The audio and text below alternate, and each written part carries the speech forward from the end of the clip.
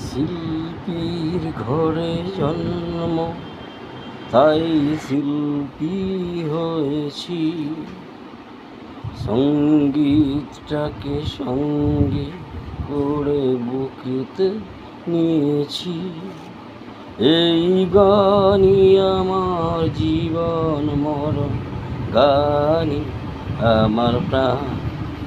আমার বাবার মুখে যেদিন প্রথম শুনেছিলাম গান, সেদিন থেকে গানই জীবন, গানই আমার প্রাণ।